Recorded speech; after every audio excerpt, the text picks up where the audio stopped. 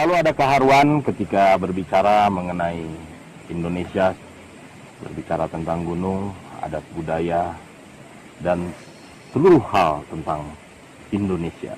Semoga apa yang diperbuat oleh Samawe Adventure melakukan ekspedisi 30 gunung beserta dengan seluruh kekayaan yang berada di Indonesia bisa membuka cakrawala baru khususnya untuk generasi penerus kita agar lebih mencintai bangsanya, agar lebih mencintai kultur budayanya, lebih mencintai negaranya. Indonesia luas, bro. Sekarang Samawe akan menjelajahi 30 dulu. Nanti sisanya ajak dan kita Pancakaki Gede Pangrango. Semoga ekspedisinya lancar, aman, selamat berangkat sampai pulang. Selamat untuk Samawe Adventure, tetap sehat, tetap solid, dan membawa berkah untuk semuanya. Terima kasih, salam damai Indonesia.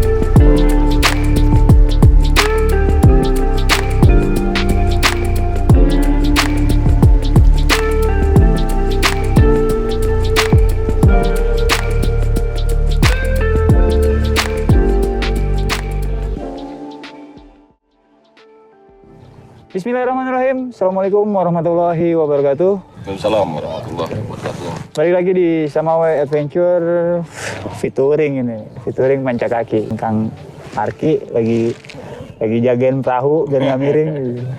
Dia lagi menyeimbangkan perahu. Yes. Oke, teman-teman. Sebelumnya mohon doa dan supportnya untuk Samawe Adventure. Akan ada kegiatan ekspedisi 30 Summit dari Sabang sampai Merauke. Tidak hanya pendakian gunung, tapi juga untuk mengulas atau menyusun literasi yang baik tentang desa adat, tentang sumber air, tentang kesenian, tentang musik dari bentang Nusantara antara Aceh sampai Papua. Terima kasih sebelumnya. Oke, sekarang posisi kita lagi di Telaga Saat. 0 kilometernya Ciliwung, Pak. Menarik nih Kang ya. 0 km Ciliwung. Sekarang nih posisinya kita di desa. Desanya maksudnya Desa Tugu Utara. Oke, Desa Tugu Utara.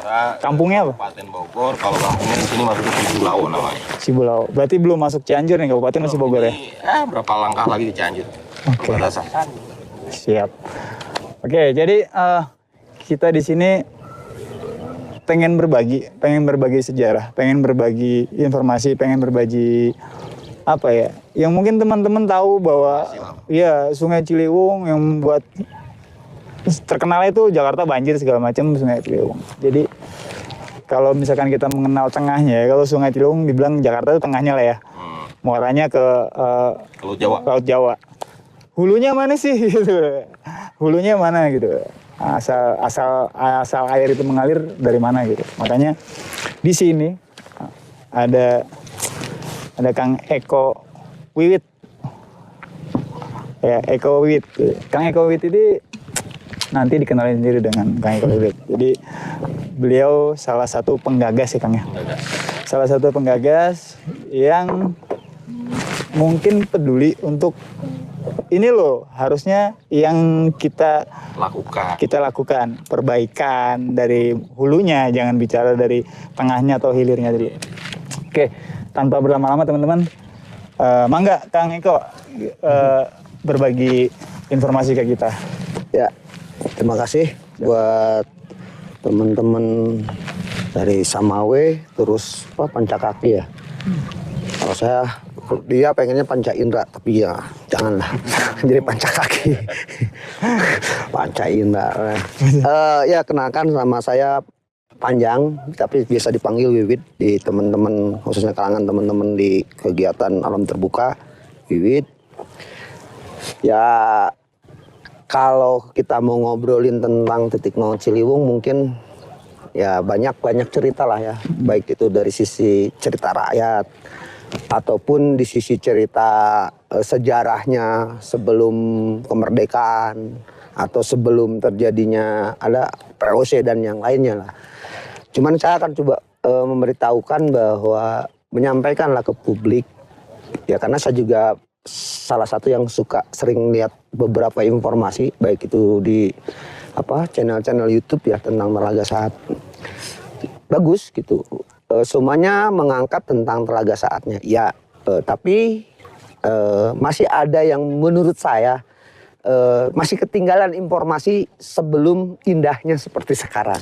Oke. Nah, itu ada hal yang menurut saya juga penting disampaikan ke publik, disampaikan kepada halayak publik bahwa air sekarang seperti ini, terus sekarang banyak yang berkunjung gitu kan. Terus ini hampir sekarang kan udah 100% airnya kembali berfungsi kan gitu.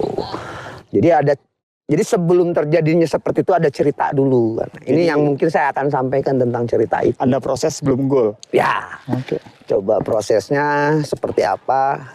Ya kalau tadi saya diulas sedikit disinggung penggagas, enggak juga sih, enggak penggagas. Cuman saya menyampaikan beberapa hal kepada Bapak kami yang khusus selama ini selalu support kegiatan-kegiatan di alam terbuka, khususnya untuk pelestarian lingkungan, termasuk titik nol Ciliwung ini. Beliau sebenarnya menginisiasi karena pasca terjadi waktu tahun 2017 akhir Desember itu banyak banjir bandang, longsor dan yang lainnya. Januari itu kan masuk ke 2018. Waktu itu Januari masuk ke 2018. Ini kawasan puncak rata-rata banyak yang longsor dan banjir bandang. Setelah kita ditanggulangani waktu itu bapak kami yang selalu support itu, yang sekarang menjabat jadi Danjen Kopassus, Bapak Majen TNI Muhammad Hasan, beliau waktu itu masih jadi Danrem. Setelah menanggulangani bencana longsor dan yang lainnya di jalur puncak ini, beliau menginisiasi apa yang harus kita kerjakan di hulu ini kan gitu. Maka kita menyampaikan dengan beberapa relawan kepada beliau, ada yang harus kita respon bersama-sama. Maka datanglah beliau ke sini. Ini masih alang-alang. Masih rumputnya bukan rumput, itu udah alang-alang. Itu hutan udah 2 meter lebih lah kita, perdunya udah. Nah, beliau datang ke sini itu ingat saya Februari pertengahan, kabut, wah nggak jelas lah di sini. Nggak kelihatan air lah ya? Air cuma 20%-an lah. Air kelihatan tapi cuma 20%-an air. Semuanya itu sudah hutan belantara lah. Belantara seperti apa. Nah ini yang fungsinya kalau anggaplah 20% berarti kan dengan luas 5,8 hektar loh ini luasnya. Oke. Artinya berapa hektarnya yang tertutup. Nah beliau nyampe ke sini dan pada akhirnya dikumpulkanlah para anggaplah relawan, terus para komunitas itu bagaimana ini menanggulangannya seperti ini. Nah beliau langsung memberikan satu instruksi terhadap prajurit dan membawa relawan.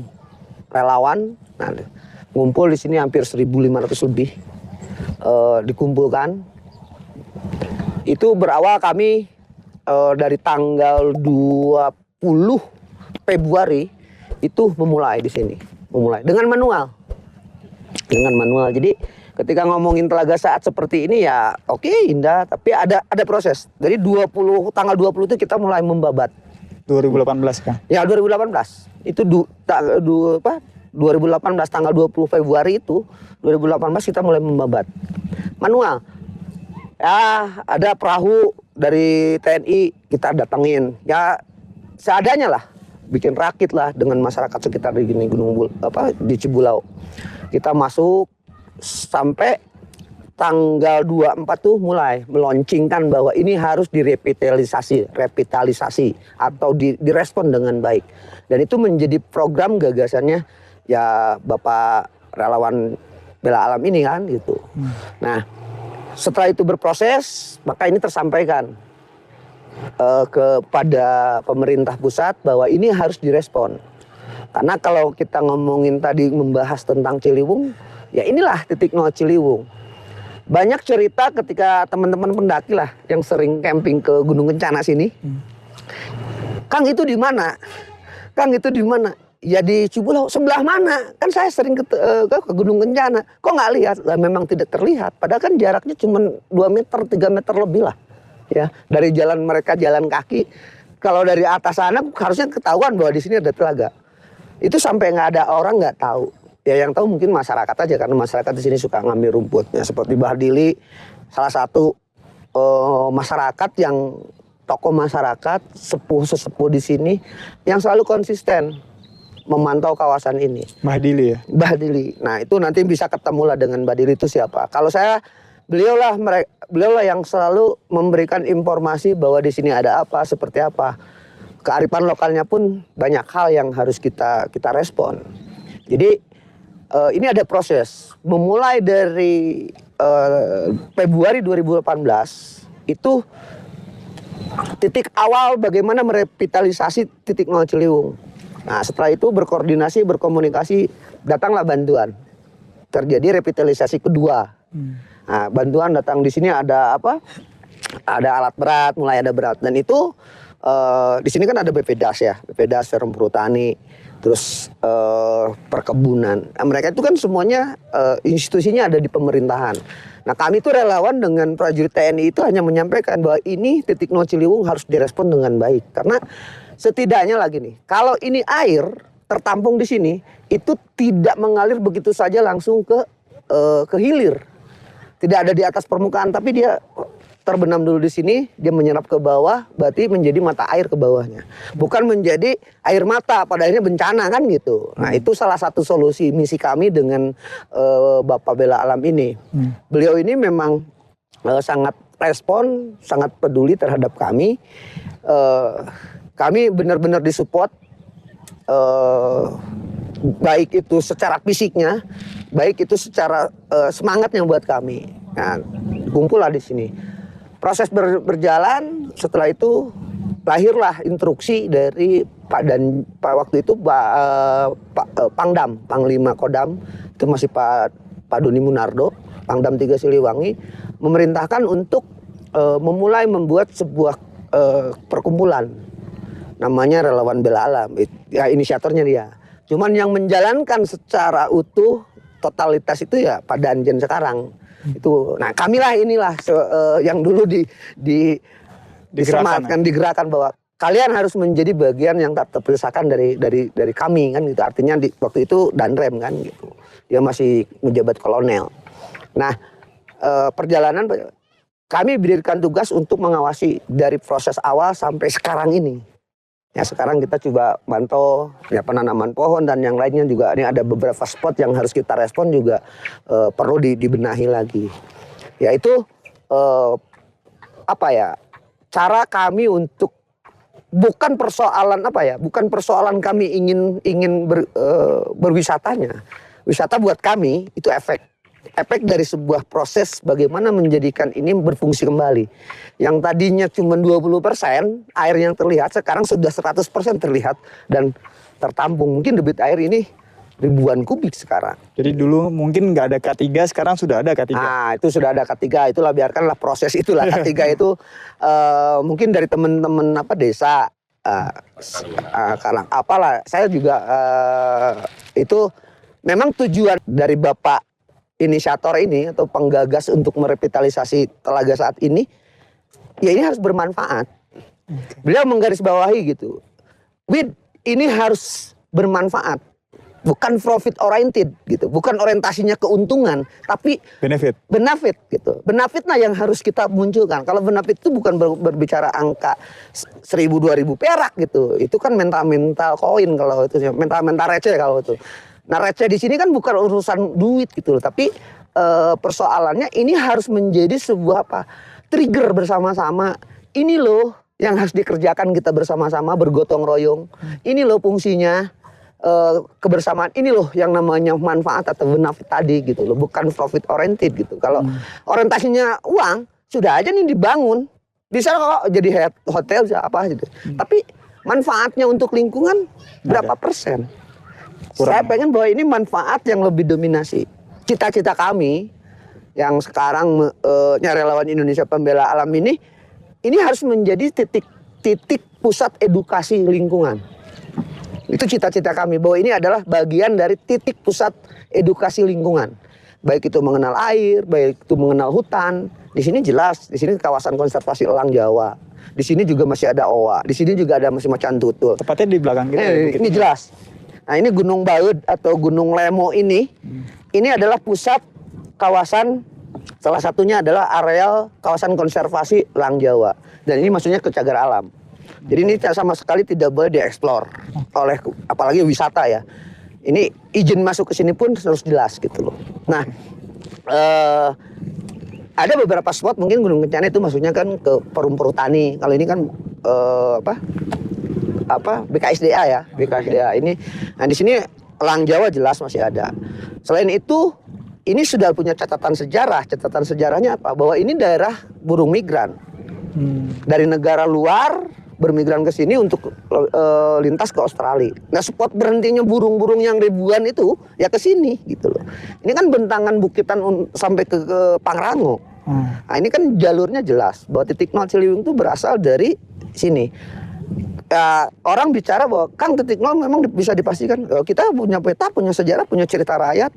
Nah, itu cerita rakyat itu jangan dianggap itu mitos dan yang lainnya. Ada benarnya bahwa ini benar titik nol Ciliwung. Dan didukung sama peta sejarah ya? Iya, peta sejarah kan jelas. Peta sejarahnya ada. Itu kita nggak sembarangan bilang bahwa titik nol Ciliwung di sini gitu. Kita juga nanya kepada orang dan yang lainnya. Jelas ini petanya juga PT Ciliwung kok ini si perkebunan ini kan gitu. Artinya kan jelas ini titiknya di sini. Kalau di sini punya petanya PT Citarum gitu, bisa jadi titik nol Citarum di sini. Titik Citarum kan di sana di Cisanti. Kang, di sini kan maksudnya udah berbentuk telaga. Tuh. Otomatis namanya hulu, namanya hulu ya. Ada modal dasar nih, ada modal dasar. Muncul pertama kali pasti itu dari mata airnya. Tuh. Aliran mata airnya itu ada dari berapa sodetan sih, Kang, ke telaga sini? Sebenarnya kalau ngomongin mata air tuh pasti tentunya di dalam hutan sana ya, di gunung ini. Itu banyak titik ya. Kalau saya boleh mengutip bahasanya Pak Doni yang sekarang jadi kepala BNPB itu, Wiwit jagain itu hutan karena di sana itu banyak cicit-cicit sungai.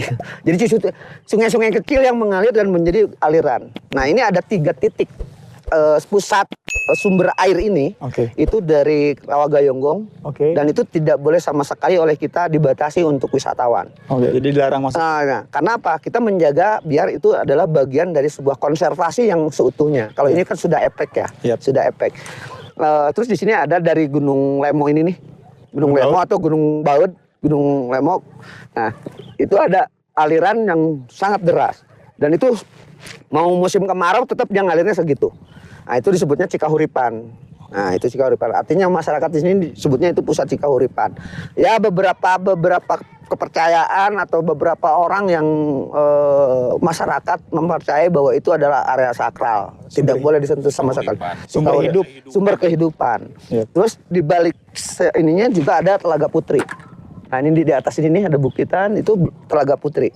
Telaga Putri juga sama seperti Rawa Gayanggong yang memang harus dijagain ketat karena itu sudah masuk kawasan cagar alam dan bukan tidak boleh masuk sebenarnya. Kalau ada izin baik untuk jauh lebih riset karena sering elang juga lewat sana, oa juga minumnya di sana, lutung juga ada minum di sana. Artinya itu harus dijaga buat mereka lah yang hidup di hutan. Cukup kita juga ini kalau mau minum di sini nggak usah ke dalam-dalam kan ini juga banyak. biasanya kalau ada spot lain gitu. Nah, kalau ada teman-teman saya udah ngasih informasi beberapa titik, itu akan kami pantau. Karena kami punya amanah. Meskipun kami tidak punya SK dari pemerintah ya, kami amanahnya jadi bapak-bapak kami sebagai bapak ya kalau saya bilang panding pader gitu kan, bapak pendirinya, kamu ya harus tetap mengawasi sana. Artinya tidak semua orang bisa masuk ya. Kalau ada yang maksain ya berarti berhadapan dengan kami. SK kita dari alam semesta. Iya. Ya mungkin bicara sederhananya gini ya, bicara konservasi, bicara apapun. Walaupun ada badan-badan yang terkait yang secara license untuk khusus menangani itu, tapi tetap aja impact terdekat adalah masyarakat setempat. Tuh. Jadi sebetulnya entah itu dari budaya, dari adatnya, itu yang mengalami, yang menjalani, yang merasakan pertama kali, ya masyarakat sekitar gitu kan. Makanya wajar saja jika masyarakat sekitar menjadi garda terdepan untuk masalah keamanan gitu. Wajar. Saya rasa di taman nasional manapun, di gunung manapun pasti akan melakukan yang sama. Sama halnya kayak misalkan di teman-teman volunteer Severindo di Semeru gitu kan, teman-teman di apa namanya? Ya di gunung di Tumpang ya, teman-teman itu Tumpang. Kayak di Cirebon itu Gunung Cerme, itu kan ada anak akar kayak gitu. Pasti kan teman-teman yang di situ yang mereka akan ngotot gitu walaupun mana bisa ditugasin apa? Ya nggak ditugasin karena ini kan desa kita gitu. Akamsila ya. Iya, dan itu sangat wajar. Kita harus bisa menghargai itu sih Kang. Berarti ada 3 titik sodetan ya? Iya, 3 titik sodetan ini itu ya sering lah kita melihat beberapa kayak setidaknya babi hutan minumnya di sana. Ya kalau misalkan nanti dieksplor lagi itu jadikan kawasan wisata, ya saya orang yang akan menolak itu dieksplor habis-habisan. Karena saya pengen ini menjadi pusat edukasi. Karena judulnya relawan bela alam, berarti kan pusat edukasi yang membela alamnya. Bukan persoalan orangnya mau wisata atau tidak wisata. Wisata tuh boleh lah efek gitu, tapi jangan semuanya lah gitu. Ada spot-spot lain yang memang itu haknya di luar manusia gitu loh. Entah itu babi, entah itu semut, entah itu laler atau entah itu kelelawar, itu kan mereka juga punya hak untuk menikmati alam lah. Laler yang lucu. Laler yang lucu. Tempatnya jadi nyelonong mana-mana. Kang, ini kalau mungkin ya, saya bicara misalkan saya tidak paham apa-apa misalnya. Ini hulunya Sungai Ciliwung. Sungai Ciliwung tuh kalau lagi di asyat hujan itu, Bogor, Jakarta gitu kan, apa namanya? Daerah Pisangan, terus daerah ya pokoknya daerah Jakarta itu deras banget tuh debit airnya segala macam. Toh ngelihat di sini kayaknya rakit yang kita naikin aja kita di tengah-tengah telaga ini bisa didorong pakai bambu gitu kan, berarti kan cetek ya, cetek. Nah, mungkin teman-teman butuh pengertian bahwa hulu itu bukan berarti sesuatu bendungan yang besar gitu kan, dan fungsinya dibuka pintu airnya terus mengalir gitu kan. Kan tidak seperti itu ya. Ya, jadi gini, kalau saya melihat hulu sama hilir itu sebenarnya kan kayak ini lah, ini tangan nih. Ini tangan nih. Hulu tuh kayak begini nih. Kecil. Ini saluran air, ini saluran air, ini saluran air, saluran air, saluran air. Maka menjadi berkumpul kan di titik yang sama. Nanti ketemu lagi, ada subdas lagi, dari ini subdas lagi. Nah kesini besar, jadi induknya tetap di laut kan gitu. Nah jadi jangan berpikir bahwa hulu Ciliwung karena sering banjir terus itu kayak lautan gitu kan, tidak. Jadi memang kayak ini nih, ini 2 jalur nih nanti ke bawah. Di sini nanti ada lagi sungai, ketemu lagi di situ. Nah nanti di bawah ada ketemu lagi. Nanti dari Pangrango jalur sana yang seberang jalan raya tuh ada perkebunan lagi tuh PTPN, itu jalur lagi. Nanti ketemunya di Gadok tuh. Yang Gadok sini nih, yang sebelum kota Bogor, Iya. jembatan, ini ketemu. Nanti ketemu lagi di situ. Terus kan ke Katulampa tuh, mulai lebar tuh dari situ kan, mulai lebar tuh. Nah itu kan subdas itu. Jadi memang air itu, tadi posisinya kan begini, anggaplah ini titik nol Ciliwung. Ketika ini tertampung, maka dia turun, menyerap. Keluarlah dari sini, ke Ciliwung lagi gitu. Jadi air mata, bukan air mata, jadi mata airnya keluar lagi lah. Nah itu sebenarnya kenapa ini fungsinya harus tetap difungsikan, biar ini tidak di atas permukaan. Kenapa terjadi banjir? Karena air tidak menyerap ke bumi atau ke tanah. Semuanya pas turun hujan itu di atas permukaan. Jalan ngalir. Liar kan, jadi liar. Bandang gitu. lah. Jadi bandang. Pada akhirnya kalau sudah liar gitu, membawa material dari mana-mana. Pada akhirnya si air itu membawa misalkan ranting, dedaunan, pohon, bahkan di bawahnya mungkin sudah banyak sampah. Nah ini kan persoalan yang harus kita respon bersama lah.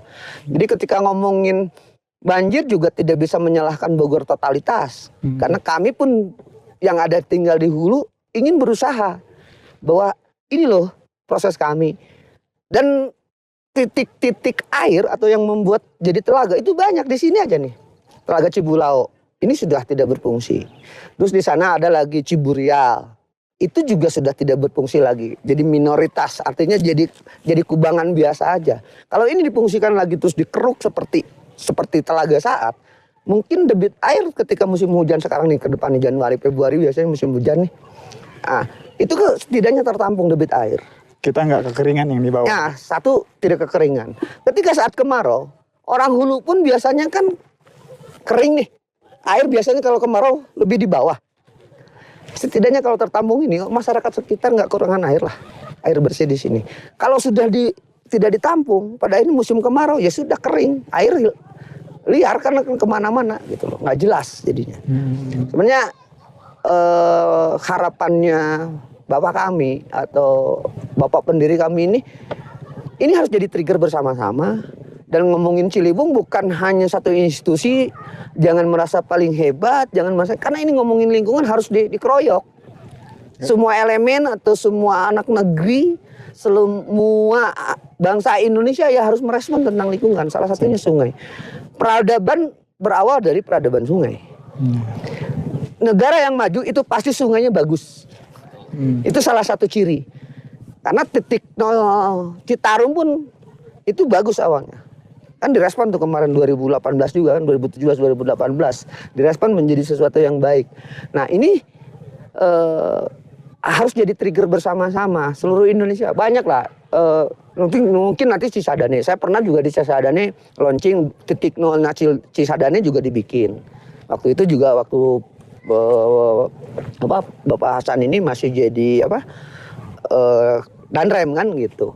Dimulailah gitu. Nah persoalan lingkungan itu bukan persoalan sekedar, kan lu ada institusinya. Ya misalkan ini kan Bappedas lu, kan ini ada Perum Pertanian. Oke, itu yang bertanggung jawab gitu. Tapi kita wajib punya tanggung jawab gitu, punya tanggung jawab yang besar lah terhadap lingkungan. Artinya kita tuh bukan hanya masyarakat sekitar hulu ya kan? Oh iya. Sepanjang jalan aliran sungai ya. Kalau bisa semuanya orang lewat. iya. Ya pokoknya masyarakat bumi lah ya. Iya, gitu. masyarakat bumi itu harus merespon gitu. Iya. Karena suatu saat pasti butuh. Jadi setidaknya tidak membuang sampah ke sungai. lah setidaknya seperti itu. Ya. Walaupun nggak bisa ikut ngeruk gitu. Ya, walaupun bisa nggak datang ke sini, misalkan tanam pohon, setidaknya lu jangan buang sampah sembarangan atau buang sampah ke sungai lah. Setidaknya itu. Ayolah kelola bersama-sama gitu. Jadikanlah, saya selalu dikasih pesan, Wid, jadikanlah sungai itu beranda rumah kita. Itu selalu dikasih pesan. Ayo sampaikan kepada teman-teman relawan ini atau kepada masyarakat, jadikanlah sungai itu beranda rumah. Kan kebayang kalau beranda rumah itu kan harus bersih. Nah, kita punya tagline juga loh tentang Hulu Ciliwung ini. Jadi Ciliwung Luhung tagline-nya. Kalau tagline-nya Citarum itu kan harum. Nah, saya pengen Ciliwung Luhung. Luhung itu kan sesuatu yang hebat gitu. Itu misi-misi kami itu masih belum beres di sini. Iya, masih panjang. Masih panjang, makanya kita Dan nggak berhenti kayaknya kan. jangan berhenti. Kalau ngomongin lingkungan jangan berhenti Jangan gitu berhenti. loh. Berhentinya nanti aja kalau Tuhan sudah memanggil lah, Kalau sudah kiamat, itu. ya. Itu. Jadi volunteer itu sekali lagi volunteer itu nggak ada PHK. Iya. Ya Nggak ibaratnya dapat santunan. kalau mau mikirin ada ucapan berhenti dari kepedulian tentang lingkungan ya berhenti juga kehidupan. Nah iya kan gitu. Beres. Logikanya kan di situ ketika Kalau memang berhenti dari lingkungan, dia mau sudah berhenti bosan di bumi ini, silakan pindah keluar dari bumi. Iya. Artinya ketika sudah cukup sampai di sini, tidak. Kalau cukup sampai di sini dia menyatakan dia pengen bunuh diri atau pengen mati kan gitu. Tapi kalau ketika ngomongin ya sudah, nanti ketika Tuhan memanggil semuanya gitu kan, bumi sudah tidak lagi diperuntukkan oleh manusia, ya sudah itu beres, tidak perlu ada lagi volunteer kan gitu. Jadi selama masih mau hidup, hiduplah selaras gitu. Ya iya itulah. Jadi banyak lah hal yang harus. Contoh lah misalkan gini, mungkin kelihatan ya di sana ya. Di sana ada yang lagi dibangun. Ah. Itu asli bukan dari pemerintah loh. Duitnya Pak Danjen dulu. Itu bikin pondok kenapa? Musola itu kayaknya. Itu musola, di bawahnya musola, di atasnya itu pondok ketika kita di saat musim elang datang, di saat musim burung migran, minimalnya penelitian tuh nyaman. Orang tuh anak kecil pun bisa menikmati ketika burung migran itu seperti apa. Jangan kalah lah sama bangsa-bangsa luar, anak-anak masih SD aja suruh bener-bener ini. Bukan diajarin kita, bukan saya anti dengan kekinian ya, tapi ayolah kita bersama-sama. Karena regenerasi kita ke depan, jangan kita mewariskan sesuatu yang tidak jelas. Iya. Saya juga kan lihat penanaman pohon ya. Maksudnya di sini kan baru masih kecil-kecil banget ya, masih. Pembangunan dimulai di Februari 2018 tanggal 20 ya. Itu merevitalisasi gagasan aja. Iya, gagasan. Kalau revitalisasi kedua sudah direspon oleh pemerintah pusat, itu di sini ada PUPR, ada BPDAS, itu 2019. Itu total. Makanya di sini kan ada saung-saung lah ya, kayak pondok kayak gitu. Kalau yang itu enggak ya, kita yang bikin ya. Nah, terus ini ini kayak pulau ini nih, dibikin pulau. Bentuknya kan kepala elang. Oh. Kalau dia dari atas kepala elang. Oke. Nah, itu kan itu mereka lah. Dan kami para relawan itu urusan mereka, budgeting saya nggak mau tahu. Yang paling saya pengen sampaikan bahwa ini loh Pak,